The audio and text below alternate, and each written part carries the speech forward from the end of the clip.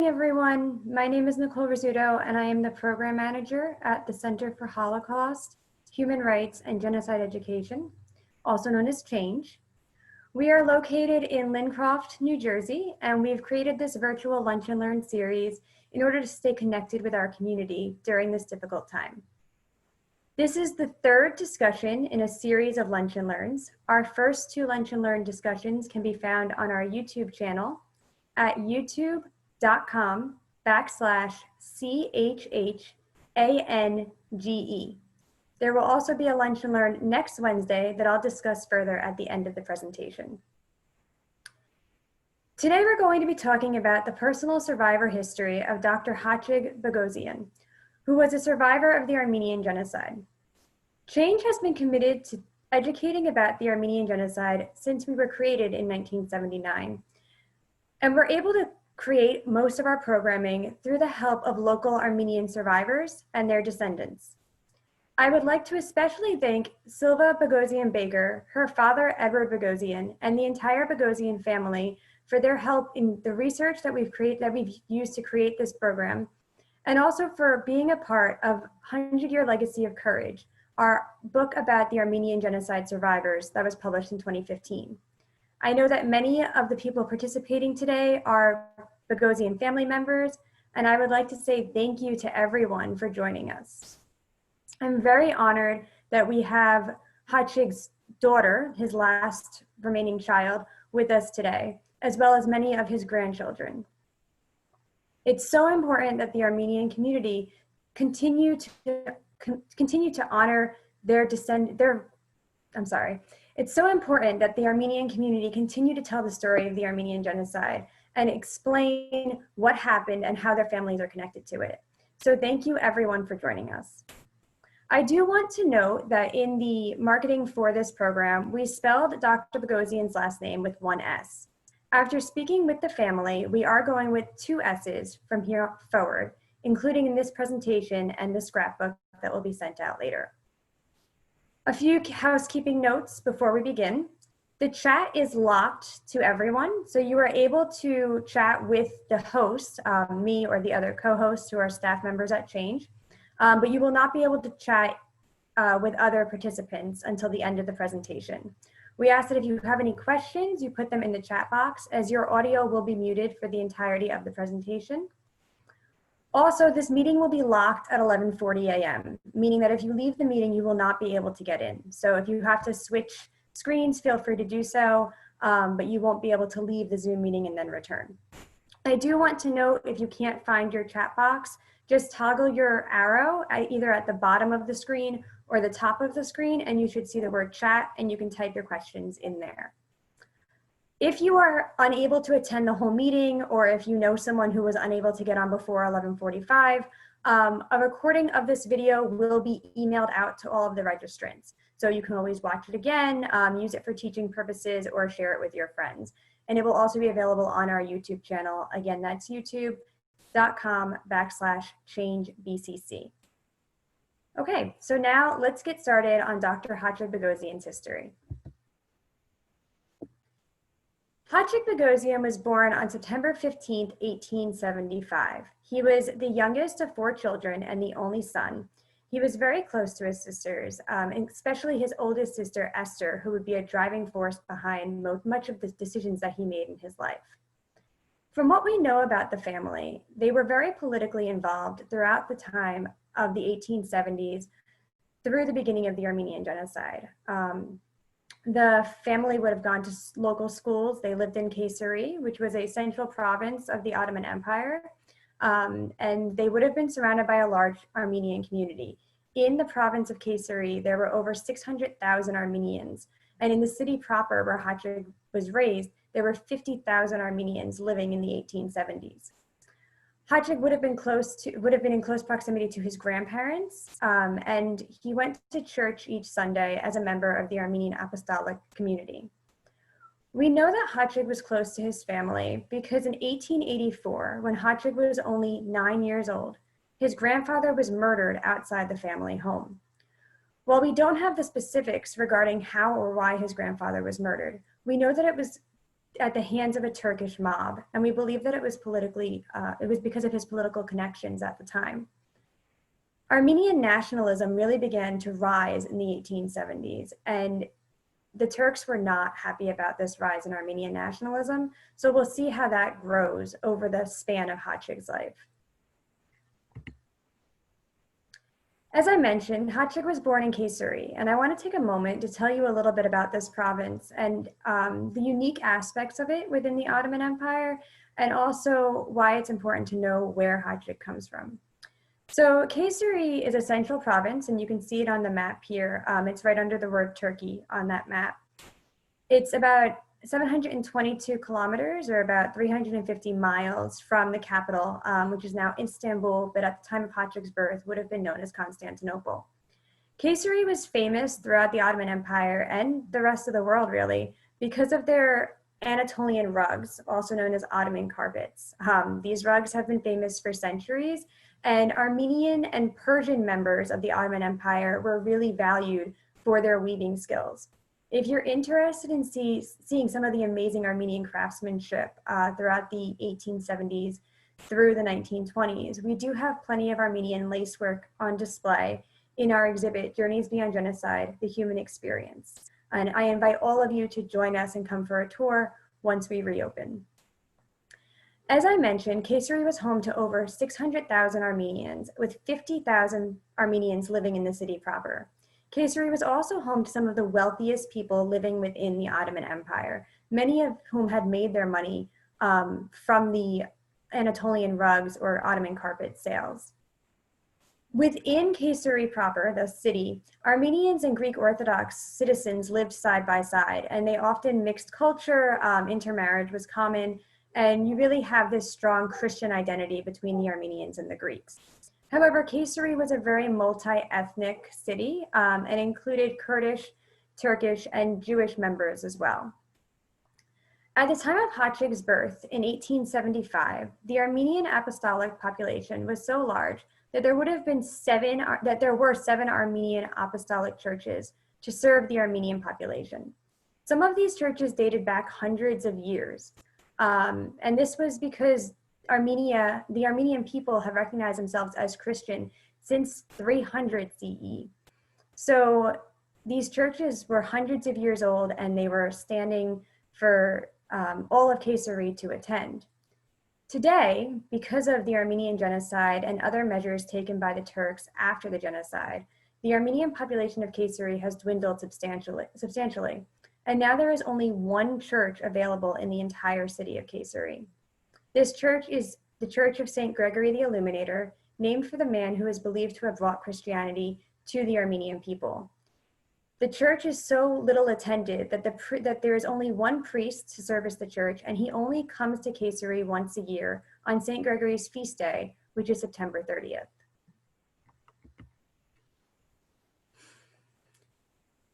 Life for Armenians changed drastically during Khachig's childhood. When he was only 2 years old, Russia won the Russo-Turkish War of 1877 and quickly put into place measures that gave them more control over the eastern provinces, where they hoped to establish an independent Serbian country. Many of you will know that the Serbians are also Christian, and so the Armenians saw this as a step forward for relations between the Christian communities of the Ottoman Empire and the Ottoman Turks. Europe realized that if Russia gained more control of the eastern provinces, Russia's power would increase substantially. And afraid of this type of power within the Russian Empire, the European powers called the Congress of Berlin in 1878.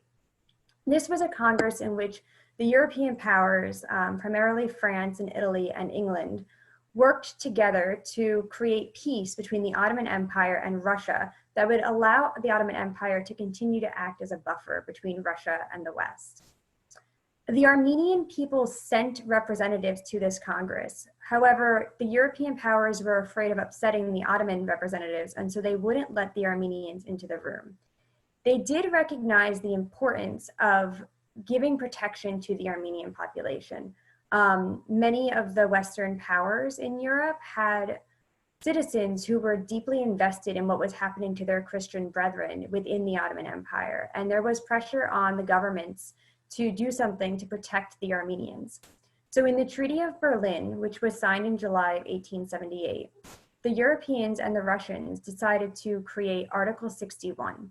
And this article, which you can read on your screen, says, quote, "The Sublime Porte engages to carry out without further delay the ameliorations and reforms which are called for by local needs in the provinces inhabited by Armenians, and to guarantee their security against the Circassians and the Kurds. It will give information periodically of the measures taken for this purpose to the powers, who will watch over the execution of them." So when Khachig is 3 years old, Europe creates this treaty in which they demand that the Sublime Porte, which is the seat of the federal government within the Ottoman Empire, make reforms that are going to benefit the Armenian populace. These reforms include more legal representation for the Armenians and less discrimination within courtrooms and other legal dealings. These reforms include tax reforms. Armenians and other Christians within the Ottoman Empire were also often subjected to double taxation because of their religious differences from the majority Muslim Turks.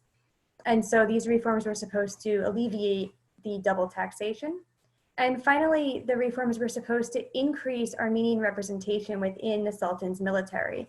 Much of the violence perpetrated against the Armenians was led by Turkish soldiers. And there was a hope that if the military was reformed and Armenians had more representation, that violence against the Armenians would stop.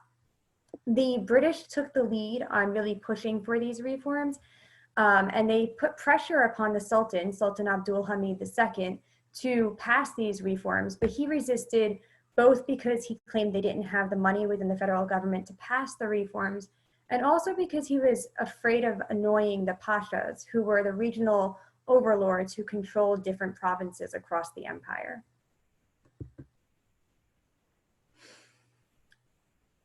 After witnessing his grandfather's brutal murder at the hand of a Turkish mob at the age of 9, Khachig completed his primary schooling in Kayseri and then moved to the Khachanagan School in Constantinople.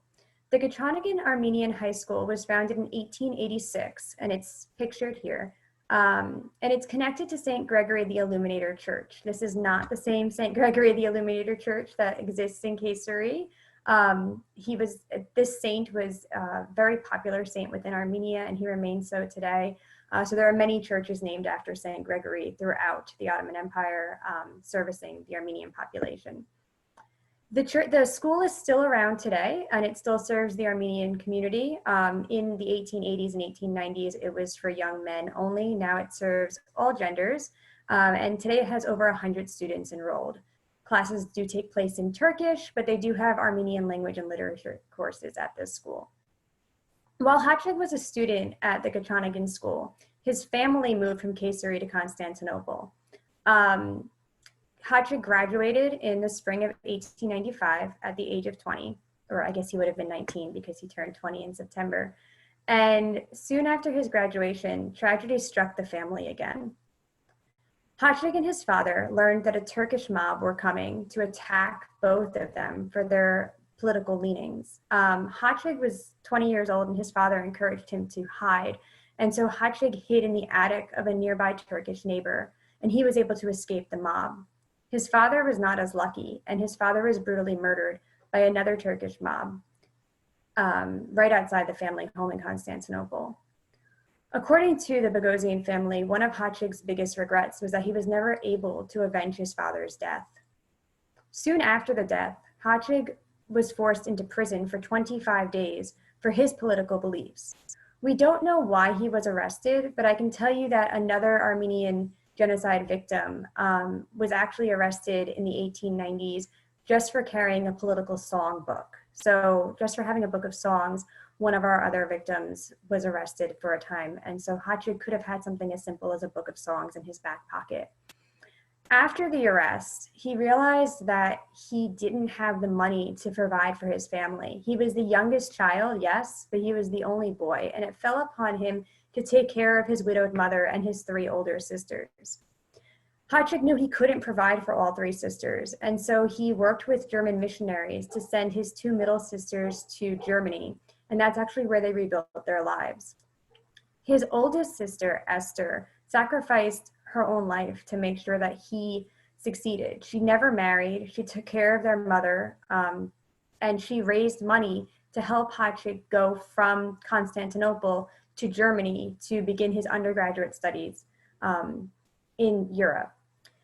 Khachig moved to Germany in 1897, and in 1899, as an undergraduate student, he visited his two sisters that were living in Germany. This was the last time he would see either of those sisters. We know that one of them died of a disease, most likely cancer, before the Armenian Genocide. The second sister lost touch with the family during the Armenian Genocide, and we're not sure what happened to her. After completing his undergraduate studies in Germany, Khachig moved to Switzerland, where he attended the University of Lausanne and studied psychiatry. He graduated in 1901 from the University of Lausanne with a focus on typhoid fever, and his background in typhoid fever would be instrumental in helping him rebuild his life during the genocide. While Khachig was in Europe, life changed drastically for the Armenian population in the Ottoman Empire. Sultan Abdul Hamid II tried to push reforms in a very minuscule way, but was unable to find success in these, and his pashas fought back violently. The pashas within the Sassoon Mountains were angry at the Armenian militia for rising up in a nationalist movement in 1893, and they sent Kurdish warlords and Turkish soldiers to put down this Armenian rebellion. This would be a constant pattern within the Ottoman and Armenian relationship for the next decade or so, in which a small nationalist movement would result, led by male militia members, would result in Kurdish and Turkish troops coming into the region and killing everyone, including civilian men, women, and children. The Sassoon massacres, as they came to be known, took place in the summer of 1893, and they were the first step towards what would later be known as the Hamidian massacres, in which over 100,000 Armenians, and many believe up to 300,000 Armenians, were killed between 1894 and 1896, and they were killed indiscriminately. After the Hamidian massacres took place, there was also increased taxation against the Armenian population as punishment for their nationalism, and increased Kurdish violence led by Kurdish citizens of the Ottoman Empire, because the military was now behind them and was no longer trying to stop the violence. Armenian nationalism would be used to justify massacres and the Armenian Genocide throughout the next 2 decades. And in 1895, Europe was so horrified by how violent the Turkish response was that they created the Commission of Inquiry. The Commission of Inquiry interviewed 190 witnesses and survivors from the Sassoon massacres, trying to figure out exactly what had gone wrong in the Sassoon Mountains. The inquiry concluded that vast reforms had to take place across the Ottoman Empire, and while the Sultan had his own inquiry put in place for the Sassoon Mountains, he was pretty much unable to do anything because his empire was falling apart. The Young Turk Revolution began in July of 1908. And for the next few months, the Sultan was forced to fight against his own Turkish Muslim people and his own military as they tried to establish control and end his sultanate. In April 1909, the Young Turk government took control of the federal government in the Ottoman state. And they were hoping to create a new democratic government rooted in Ottomanism, the belief that people from across the empire, regardless of their ethnic and religious backgrounds, could come together peacefully. At the same time that the Young Turks took control of the central government, Kurdish and Turkish civilians started attacking Armenians in the Adana province. The Young Turks knew that they had to put down this violence immediately, and they sent Turkish troops to Adana to put down the Kurdish and Turkish attacks on the Armenians. When the Turkish soldiers got to Adana, however, they turned against the Armenians, accused them of rebelling, and over the next few weeks killed between 10,000 and 20,000 Armenians living in the Adana province. This was almost half of the Armenian population living in Adana.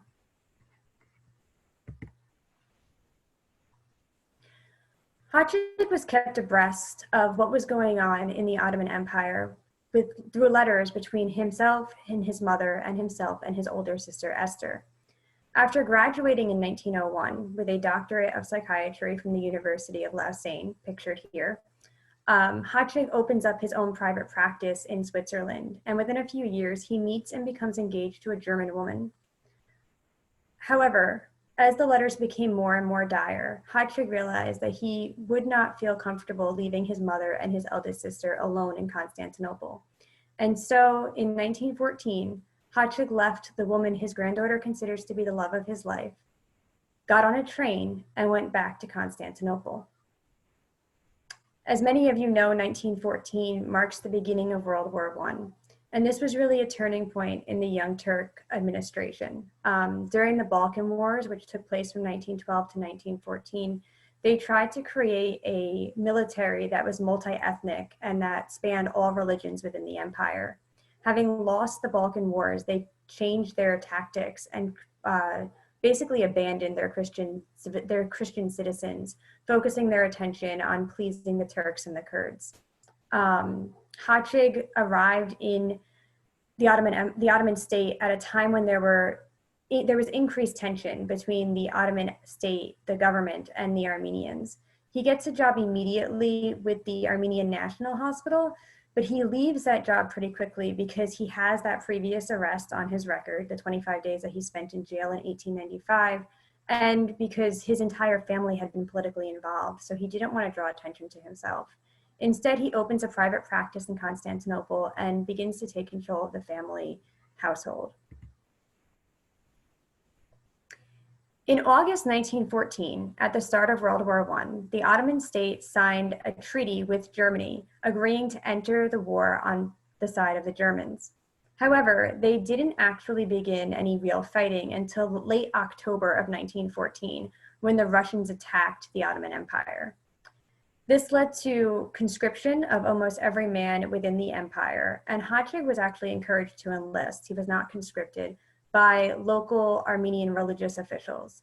Khachig went to Chhange Station, which is in Constantinople, and applied to work as a military doctor, and he was actually stationed there for a few months. Khachig believed that he was an essential personnel at the Chhange Station, and he thought that he would stay there for the duration of the war. However, after the Gallipoli campaign begins in February, when Allied troops begin attacking the Ottomans on their own soil, the Ottoman state turns against its Armenian population, accusing them of working with the Russians and the Europeans to bring down the state from within. There's a lot of anti-Armenian sentiment for the next few months, and then on April 24th, 1915, Khachig finds himself as one of the 250 Armenian intellectuals who are rounded up and forced into prison. Khachig recounts this night in his memoir, and I'll read you a section of it now. Quote, "After supper, I went to the house of my friend, Dr. Bebeyan Pasha, and we passed the time playing backgammon and piano. I left and came home at 1:30 a.m. and went to bed. Everything was calm, both inside and outside of the house. I had just lain down and was on the verge of falling asleep when the outside doorbell rang loudly 3 times. My sister Esther hurriedly went downstairs, opened the door, and after exchanging a few words, rushed upstairs and knocked on my door, telling me that the police wanted me." End quote. Khachig recognized that his position within the Ottoman military would be helpful when meeting with the police officer, and so he dressed in his full uniform, which is pictured here, before he met with the 3 police officers who were there to arrest him that evening. Khachig was confused because he couldn't figure out why 3 officers were needed to take him to the commissioner at 1:30 in the morning. But he followed the police officers. They brought him to a government building in the capital. And then he was transferred again to a private prison within Constantinople, where there were 50 other Armenian men waiting. No one really knew what was going on, but before Khachig could find out what was going on, he was transferred again. And this time he was brought to Central Prison, also in Constantinople, and forced to relinquish his uniform.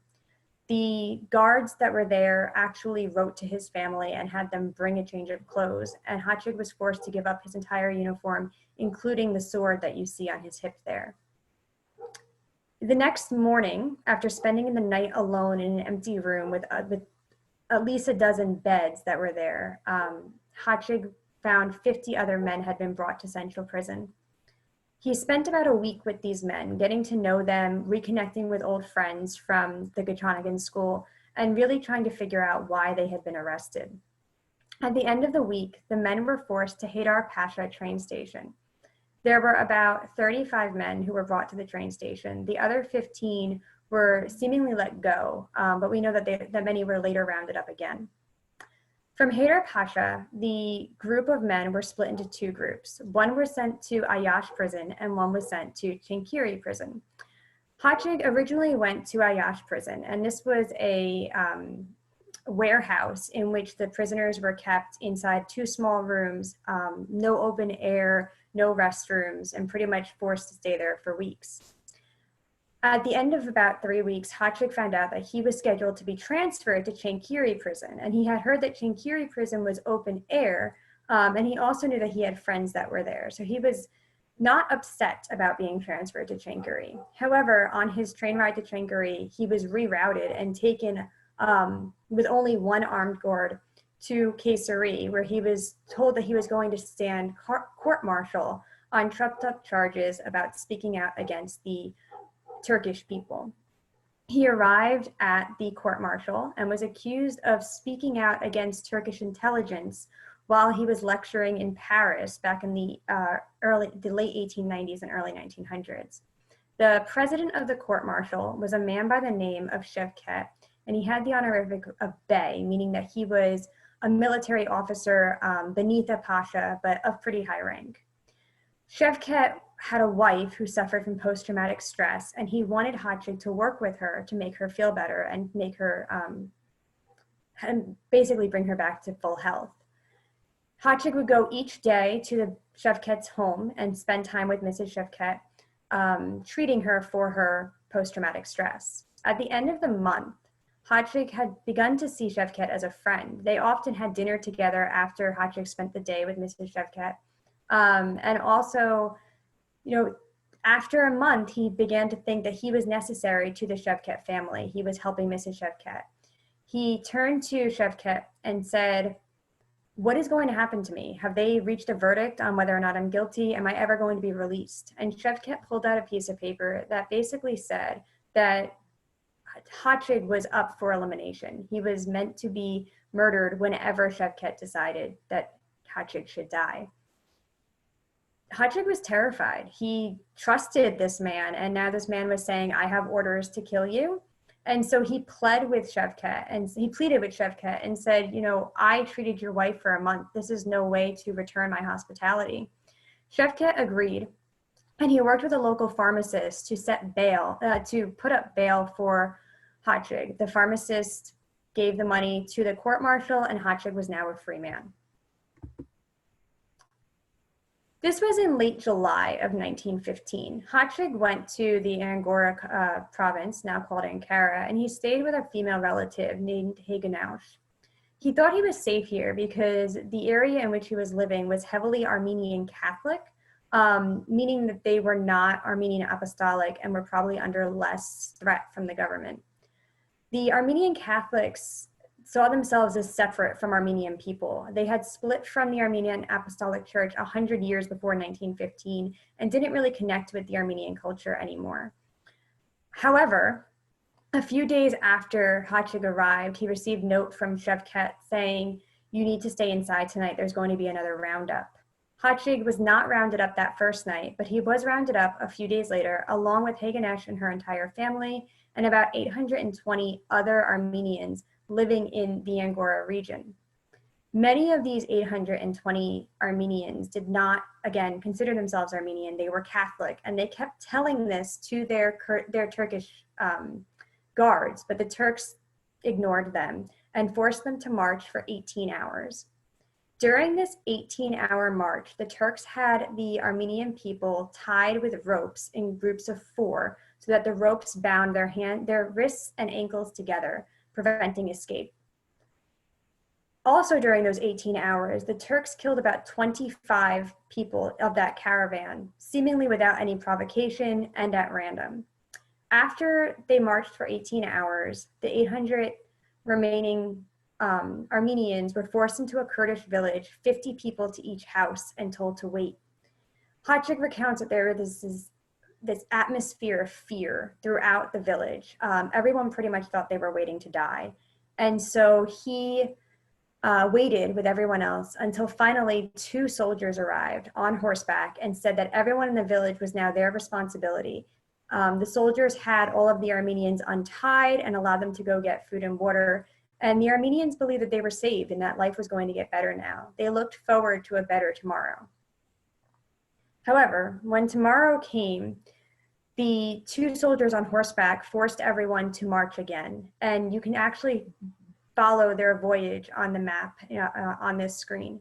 You can see they went from Ankara, they traveled to Kayseri, then to Niğde, and then from Niğde to Tarsus.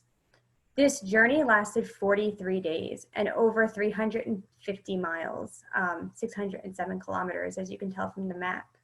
During this voyage, 200 of the Armenian people who were marching alongside Khachig died, many of them from starvation and disease, primarily dysentery.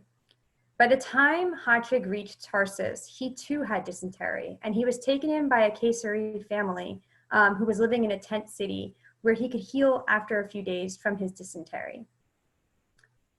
While in Tarsus, Khachig decided he wasn't going to continue on the death march. He found the Khachig family, who he knew from Kayseri, and together they got a horse and carriage and took the horse and carriage to Aleppo. This was the first arm of his escape.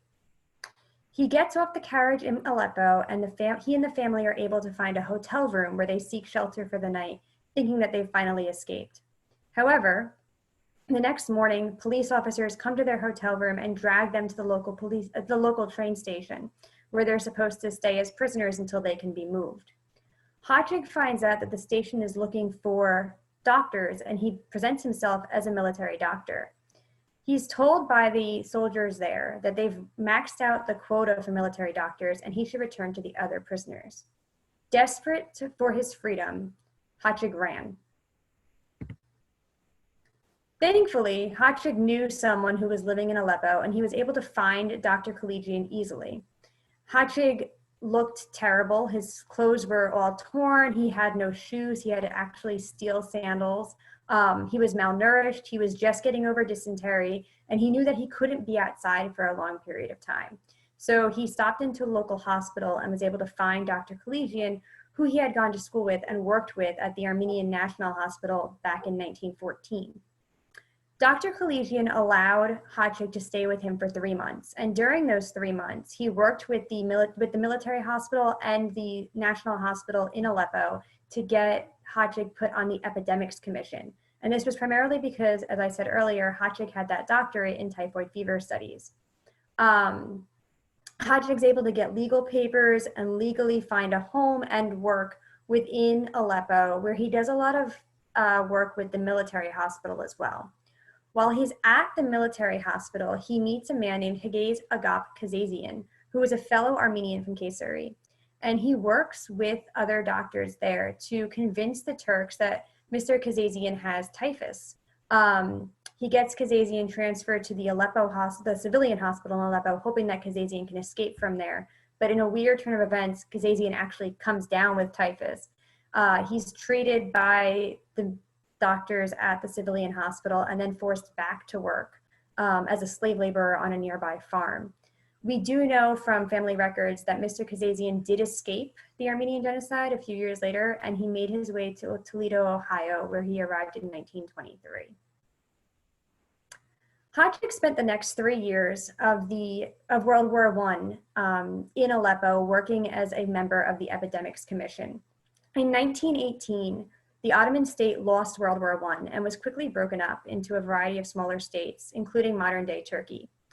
Khachig sent for his mother, and we believe his older sister, though we don't have record of Esther coming to Aleppo.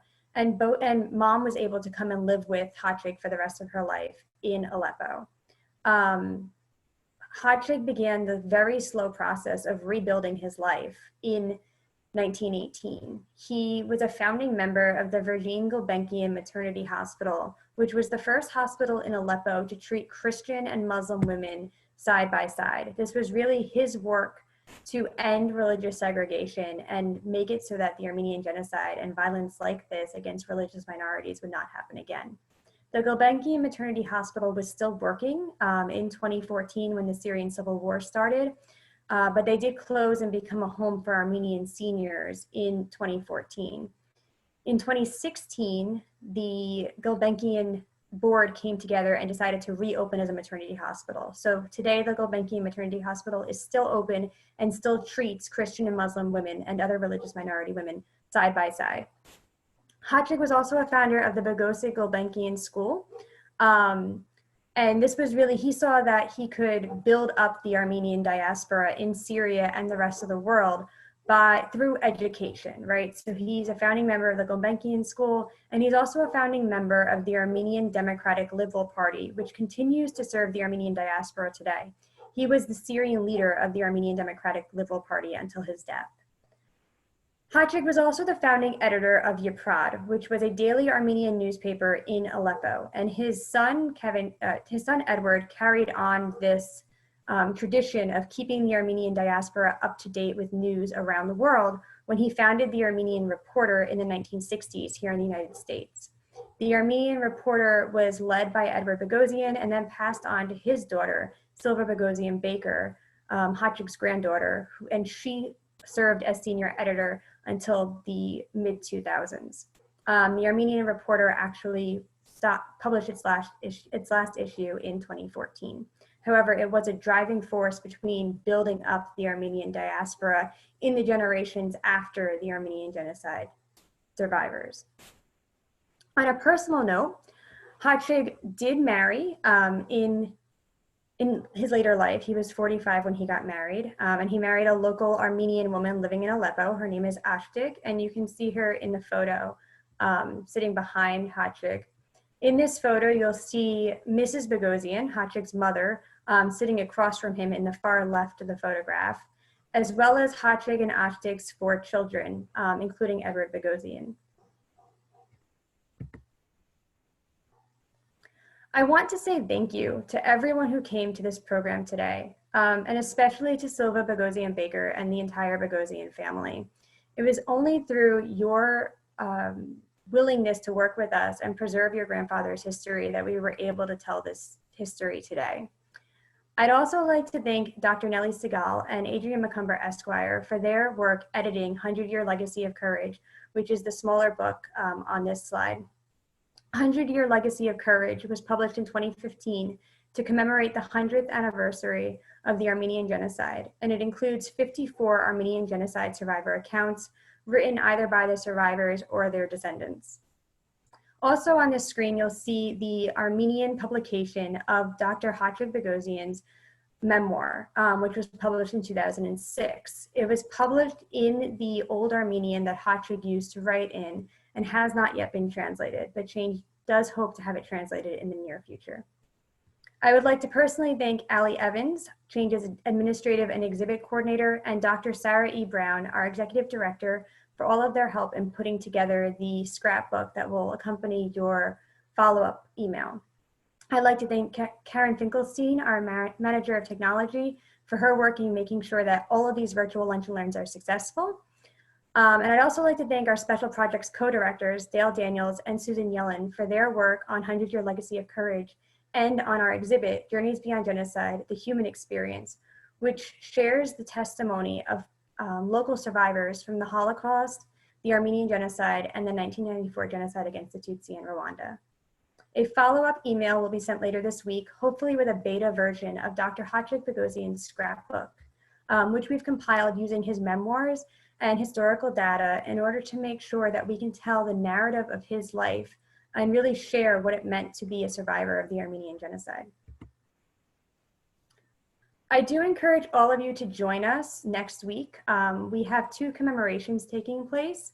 Next Thursday, April 23rd at 7 p.m., we'll be commemorating our Armenian Genocide Remembrance, and this will include a screening of The Stateless Diplomat, which is a film showing the life of Diana Apgar, who was an Armenian woman living in Japan that worked with the Japanese government in order to bring Armenian refugees to Japan. Many of these refugees then moved on to California, and that is one of the reasons we have such a large Armenian diaspora community in California today. This will take place at 7 p.m. Eastern Digital Time. I apologize, this is Eastern Standard Time there. So 7 p.m. Eastern Digital Time on Facebook Live. And you can learn more about that at facebook.com/change.bcc.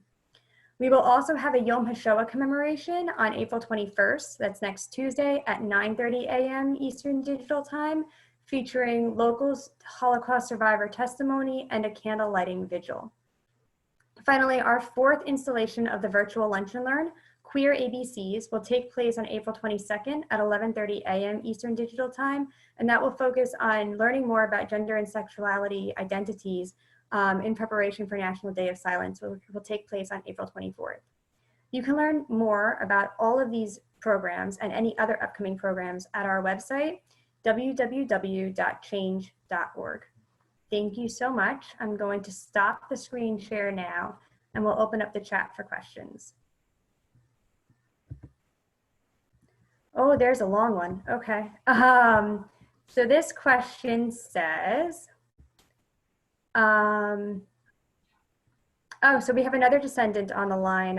His grandfather was Krikor Kultukian, who survived the genocide and was also from Kayseri. I don't know if we have anything. Oh, we would of course love to add any additional survivors information to our collection of Armenian genocide narratives. So if you have testimony, if you have memoirs, please get in contact with Chhange staff. You can reach us at contact, CONTACT, at change.org. That's change with 2 H's. And we'd be happy to set up a meeting with you and our executive director to further discuss any sort of donations that you want to make to Chhange. I do want to point out that Chhange is the only genocide and Holocaust archives in the state of New Jersey, and we have over 1,000 objects in our archives, and we're always looking to expand. So thank you for that question. Any other questions? Oh, new message. Oh, I do want to point out that we do have, I did mention that we have many of the grandchildren of Khachig Boghossian on the line, but we are very lucky today to have his 90-year-old daughter, Fimi, on the line, and she's joining us from California. So thank you so much for joining us, Fimi. I'm really looking forward to your feedback. Any other questions?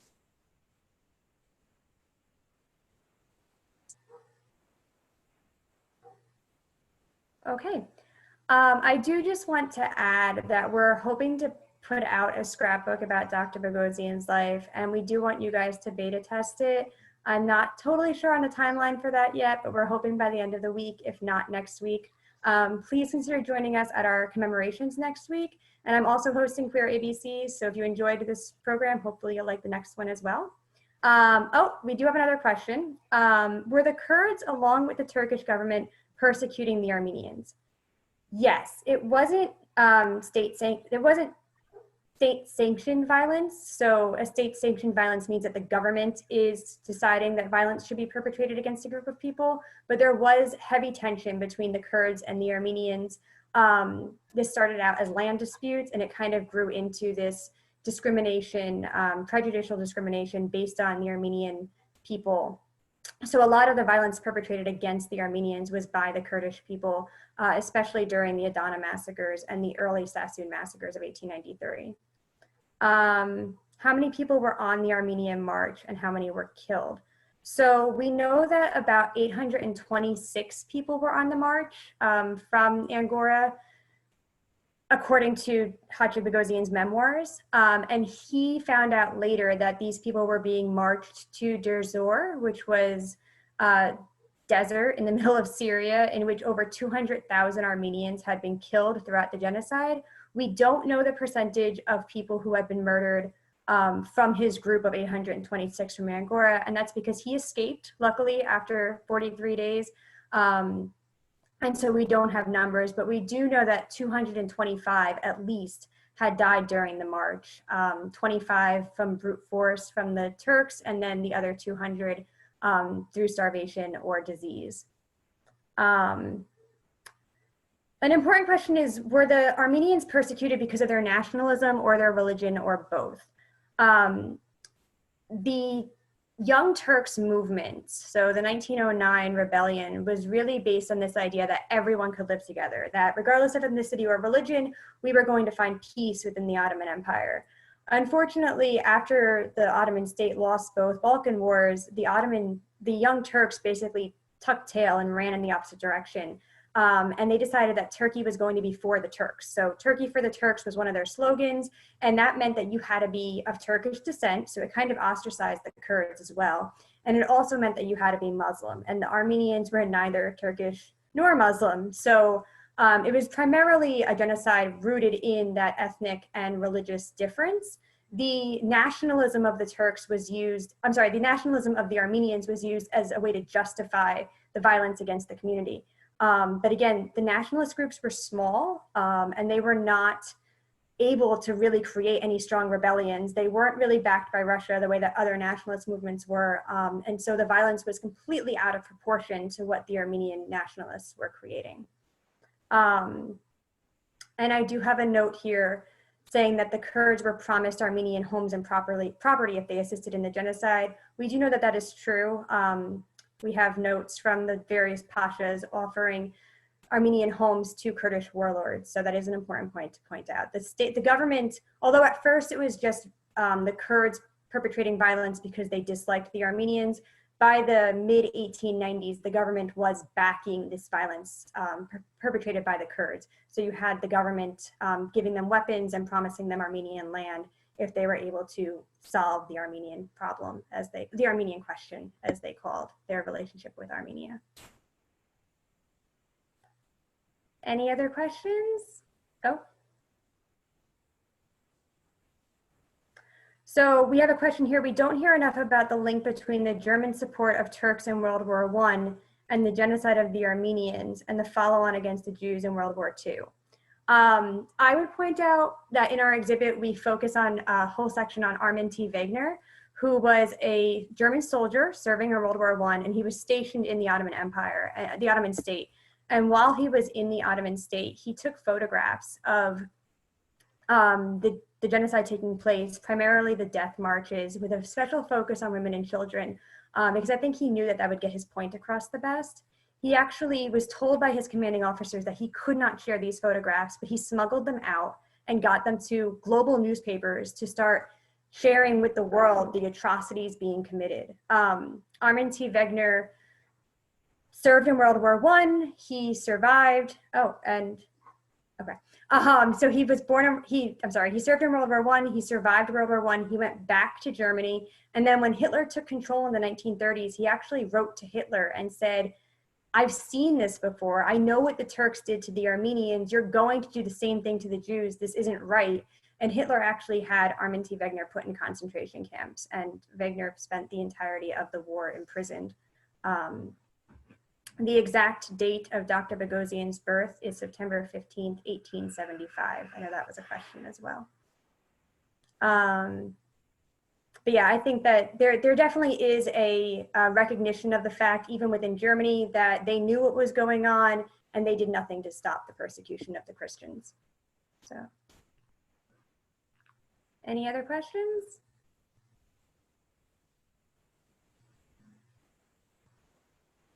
Right, so that is important. One of our local Armenian descendants, John Hatayan, has pointed out that Turkey still does not recognize the Armenian genocide. There's very few countries in the world who do. The United States is working towards recognition, and we hope to have that recognition soon. New Jersey does recognize the Armenian genocide. We have since the 1970s, but this denial of the genocide, especially by the Turkish state, is very painful to the Armenian community. And they do lobby frequently to have more countries recognize the genocide and put pressure upon the Turkish government to recognize the atrocities that have been committed against the Armenian people in the early 1900s. We do not know what happened to his sisters. I'm hoping that there's something in the memoir once it's translated that we can get into. And also, if anyone from the family knows anything, please let us know, because I would love to know what happened to the one surviving sister who didn't die of cancer while she was living in Germany. So, okay, I think that's all the questions. I do want to thank everyone again for joining us, especially members of the Boghossian family. I'm very excited for your feedback, and hopefully you'll all join us at our commemorations next week, and also at our 4th installation of our Lunch and Learn Queer ABCs next Wednesday. Thank you so much, and have a safe and healthy afternoon.